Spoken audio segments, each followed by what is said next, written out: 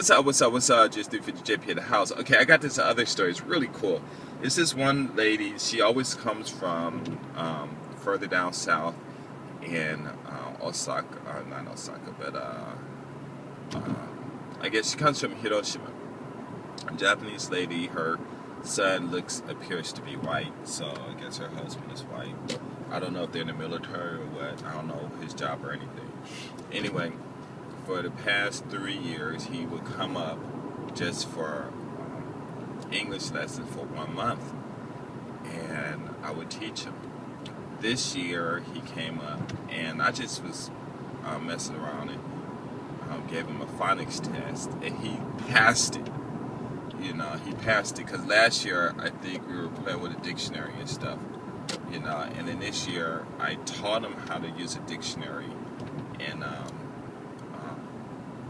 I think it was an hour class, but because it was only 4 days, I was practicing with the dictionary. He liked it, so in 45 minutes I taught him how to use a dictionary, and I think he's 3 years old. Or, yeah, he's probably 3. He wasn't 4, so I'm definitely sure he's 3. And he can use a dictionary within that 45 minutes. And I gave him a whole bunch of words, gave it to his mother, gave her a dictionary, junior high school dictionary, and said, here, just let him do this. And she said, well, I don't know how. I said, you don't have to do anything. All you have to do is just open the dictionary to A, and then give him the words that he has to find, and let him find it and leave him alone. And that's it. She was like, all right. He came the next week. When she came, he did everything. And so then I gave him my phonics test.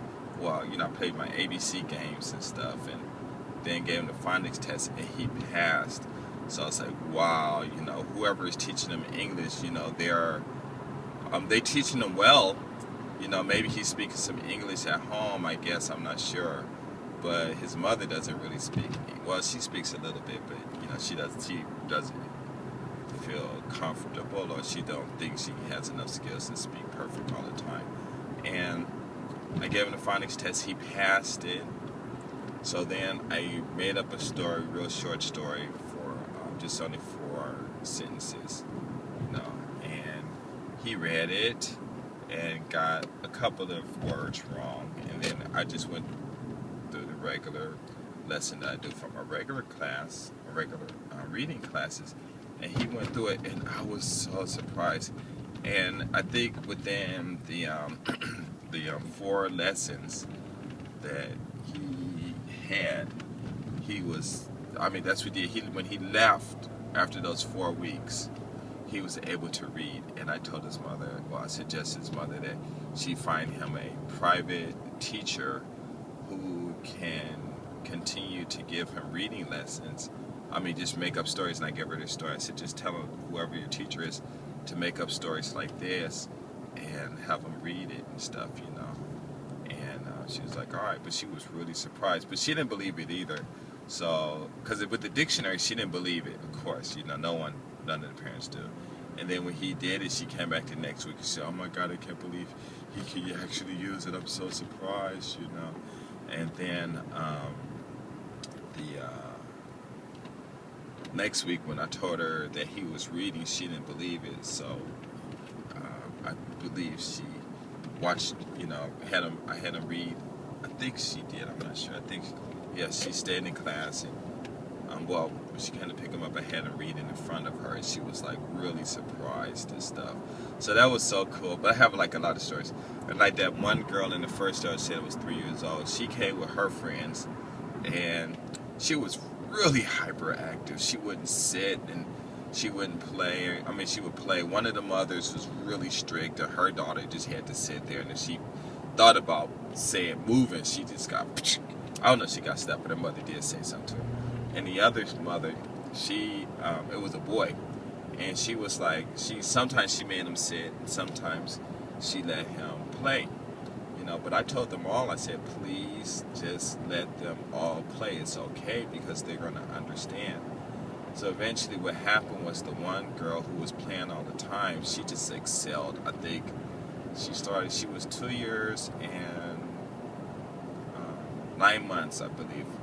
9 months when she joined the class. At 3 years and 3.5 years old, 3 years and 6 months, she was reading. Okay, so no, it took her 8 months to do it. So she was 1 year and 10 months when they all came in. I mean, 2 years and 10 months. And by the time she was 3.5 years old, she was reading, and she was reading very well. And she could use a dictionary. I think she started being able to use a dictionary about maybe 3 years and 3 months or something like that. And it's real easy to teach them how to use a dictionary. She just got really proficient. So what I did was I had told her mother, because what happened was I told all the mothers that they should, if they can, leave the kids by themselves. But the other kids, one of the girl was shy, the boy was real shy. So the other mother with the hyperactive child, which isn't hyperactive, it's normally an active child, she left her daughter and in a class because the other two parents were there. And the minute her mother left that class, all the shyness, even more shyness came out, but her level just exploded. I mean, she just started memorizing, or however, acquiring whatever word they use, the English, the phonics, the dictionary, everything. And by the time she was 3.5 years old, she was reading. And what was funny was because she started using the dictionary and the other students couldn't. And the parents were kind of like really sad and stuff, because they would think, in America we're taught that the hyper students are the bad students and they're the dumb students. But when I was teaching, they ended up being, there are all the smartest kids in my classes. I love hyperactive kids. Sometimes they get on my nerves because I come in and I'm still trying to break this mold of, I come in and I got this lesson and this is what I'm supposed to teach, but they usually end up not letting me teach what I want to teach, but at the same time, they're growing and their level is just so high, so that it's like, okay, fine, whatever. But I feel sorry for the other students. But, because they do talk a lot and, participate more, that the other students are able to advance a little faster because they're being exposed to something that they didn't really, that they're not at that level. But, English is really easy, so I had ways to deal with that. And when she started using the dictionary, the other parents, she was using it, and the other parents were kind of sad. They were really shocked. Even her mother was shocked when I asked her to buy a dictionary.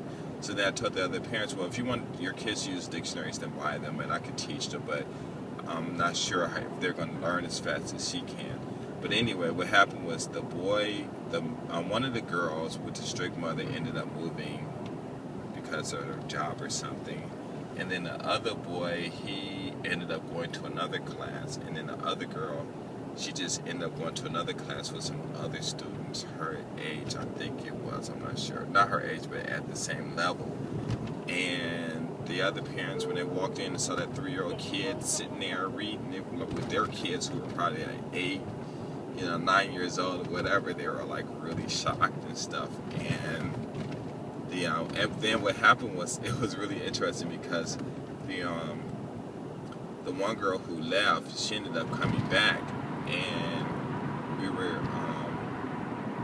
still doing the reading because I hadn't started my grammar classes yet, and I think I didn't even, I don't know if I had made it or not. I don't think we didn't. Anyway, we didn't start the English class, the grammar class.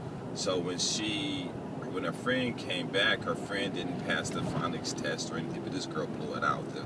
One girl blew it out. Her friend didn't do anything, but her mother said she wanted her daughter to be in the same class. And I said, it's fine, but you just got to give her time to catch up, And so she was like, okay, no problem.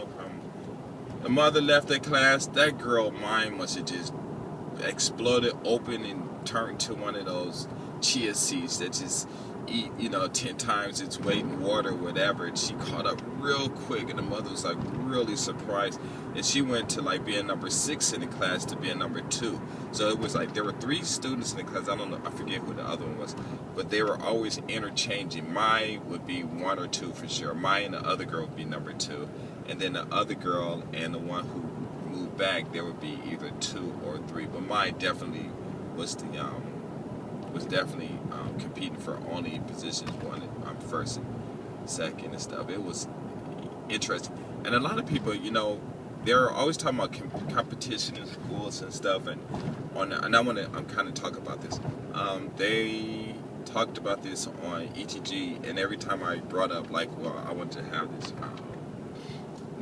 Japanese national competition thing with students, and with all the Japanese teachers, all the English teachers and stuff with their students, but they got this big thing about competition, and you shouldn't compete because it's not fair for the kids because you put a lot of stress on them and this and that. And so they recently had another one, so we talked about it a lot, and I was like, and they got on me, and I'm like, but to me it just sounded like one of those dumbing down kind of things, but maybe that was because that's just the way they were taught and things like that. But to me it was kind of like dumbing down and stuff. And I'm not about to change anything that I'm doing because these kids are just soaking this stuff up. And so recently they had a conversation about it, and I kind of got a little like, okay, fine, let me put my 2 cents in. And I said, listen, I'm teaching a class of 30 students, junior high school, kindergarten students, all 5, 6 years old.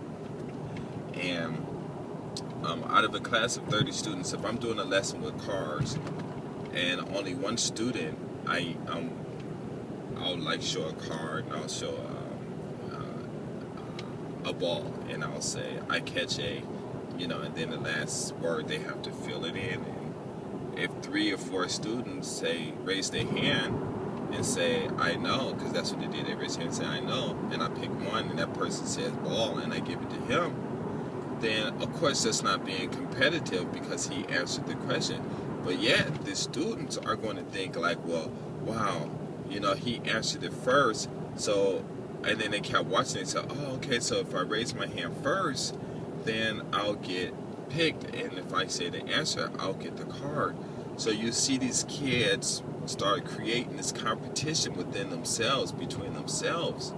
And so what I did was, and I noticed that because I would, one student would answer it, and the other students would get all say, I knew the answer, and if that kept happening and only one student would answer, then the other kids were like, well, okay, I'm not fast enough to put my hand up, so he's not going to call me, so that's going to create a losing interest.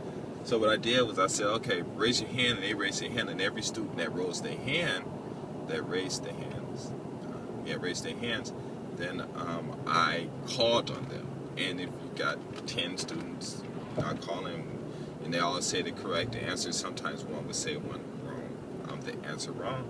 Then I would just give the card to the first student, but then on the board I would write the initials of the other students and then put like 1 point, at one point with like 1 card and stuff like that. But as it got, then when they started reading, those 2 kids started reading, and then we started doing the conversations on the board, and all the students participated. The competition that was that arose in the class was created by the students, and because they knew that if they all rose their hands that they would get a chance. And then the ones who knew the answers, then they created some other kind of way where instead of raising their hands, they would just shout out the answer. And then I would tell them to stop, because then it would create a lot of shouting. But then the other students, they would start shouting out too. So then that would create some kind of disorder from the competition that was created in the class. So then I just said, you know what? Fine. I'm just going to let them answer it or put their hands up. So, but whoever put their hands up were the ones that I would call first, and then whoever would answer, I would say, okay, what did you say? What did you say later? And then sometimes I would switch it. Whoever said it first, then they would get the card, or who raised their hands first would get the card. I would just change it and stuff like that. But the competition, people try to squash it and stuff, but there's always competition within the class, and especially within the English class, so I wouldn't really even worry about that. The whole thing is give everyone a fair chance to answer the question, but the competition is there, and it really showed itself, especially when I in my reading classes. But it's really interesting. 15.